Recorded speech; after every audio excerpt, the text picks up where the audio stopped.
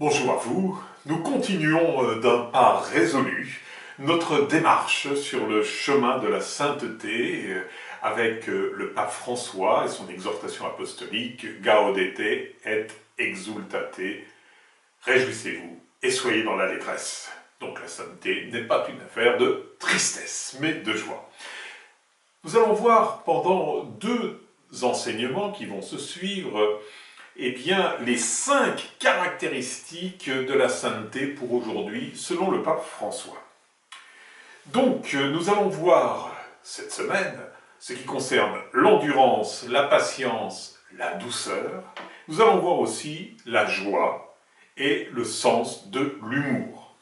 Alors, pour nous mettre en appétit, le pape François nous dit « Je voudrais recueillir quelques caractéristiques ou expressions spirituelles qui, à mon avis, sont indispensables pour comprendre le style de vie auquel Jésus nous appelle.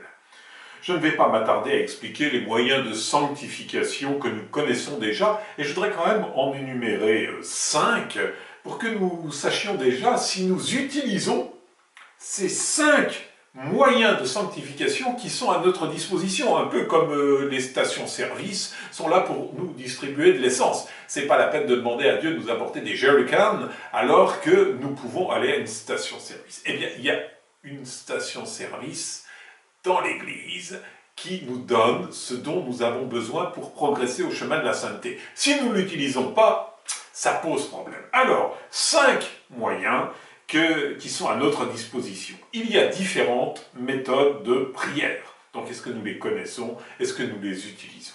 Deuxièmement, il y a le sacrement de l'Eucharistie et de la réconciliation.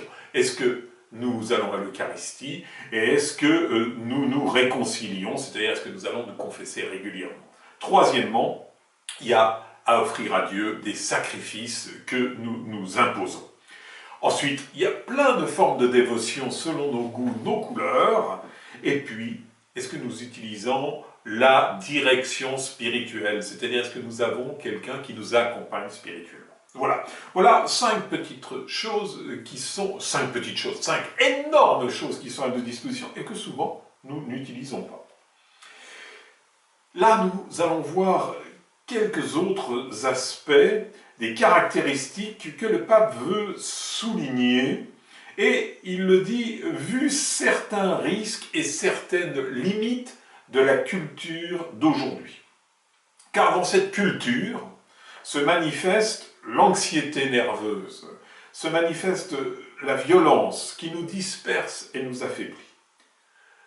Nous sommes aussi menacés par la négativité, la tristesse, menacés par l'assédie, à quoi bon? Le consumérisme égoïste. Nous sommes menacés par l'individualisme et de nombreuses formes de fausse spiritualité sans rencontre avec le Dieu vivant qui règne, tous ces faux dieux régnant sur le marché religieux actuel. Alors nous allons voir les premières caractéristiques, donc il y en aura 5, on va en voir 2 particulières cette fois-ci, l'endurance, la patience, la douceur. Voilà, ça fait un petit bloc, c'est dans le paragraphe 112 à 121 de l'exhortation apostolique. La première des grandes caractéristiques pour la démarche vers la sainteté, c'est quoi? C'est d'être centré, solidement axé sur Dieu qui aime et qui nous soutient. Ceci nous donne une force intérieure, et il nous est alors possible d'endurer, de supporter les contrariétés, et Dieu sait si on en a dans la vie, les vicissitudes de la vie, et aussi les agressions de part et d'autre, les infidélités, les défauts des uns des autres.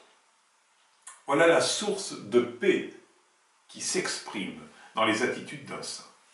Donc il nous faut lutter et être attentifs à nos propres penchants agressifs et égocentriques, pour ne pas permettre que ces penchants s'enracinent en nous et se déploient.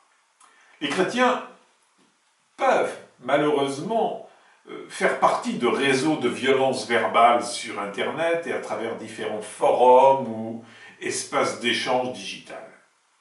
Même dans les milieux catholiques, on peut des fois dépasser les limites Et on a coutume de banaliser sur Internet la diffamation, la calomnie.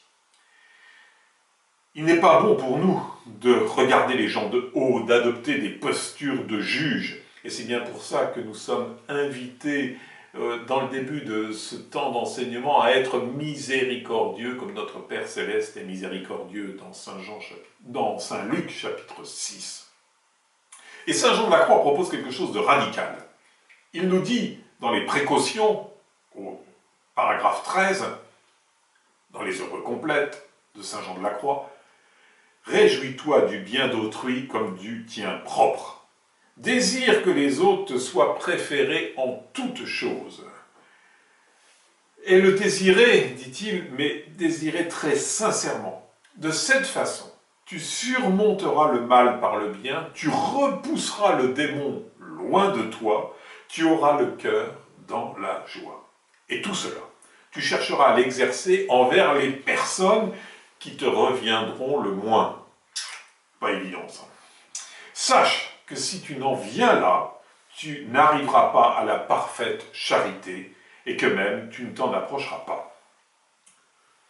L'humilité ne peut s'enraciner dans le cœur qu'à travers les humiliations. La sainteté que Dieu offre à son Église vient à travers l'humiliation que subit Jésus, Fils de Dieu.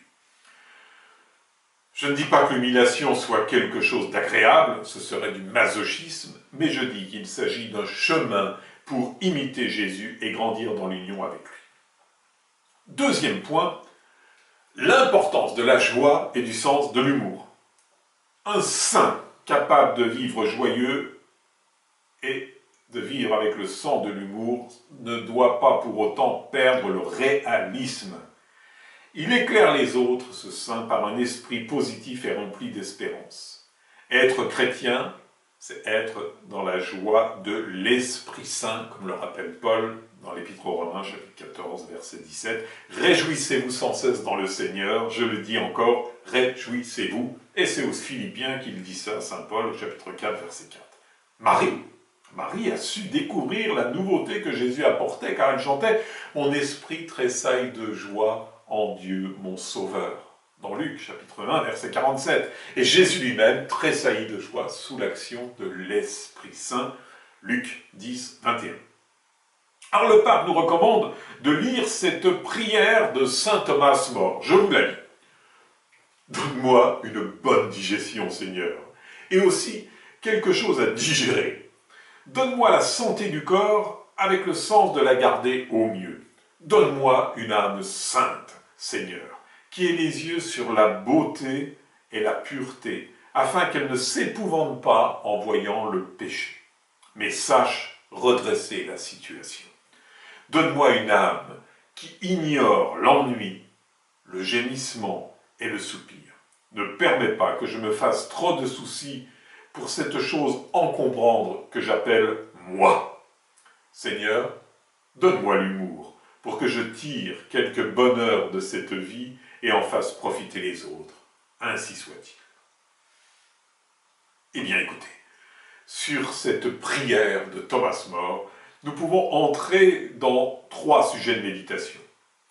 Profitons de cette semaine pour voir où nous en sommes par rapport aux offres que nous fait à travers l'Église le Seigneur pour marcher au chemin de la sainteté, nous l'avons vu au début. Deuxièmement, demandons à l'Esprit Saint de nous faire voir nos propres penchants agressifs et égocentriques afin de les corriger. Et troisièmement, vérifions bien quelle place occupe la médisance, même déguisée, dans nos propres vies. Apprenons à bannir de nos propos, paroles, mails, etc., tout ce qui est inconvénient. Voilà, vous pouvez retrouver cet enseignement sur www.monastère-invisible.com. Vous pouvez l'imprimer, vous pouvez aussi le partager avec vos amis. Quand cette semaine en marche vers la sainteté, Dieu vous bénisse.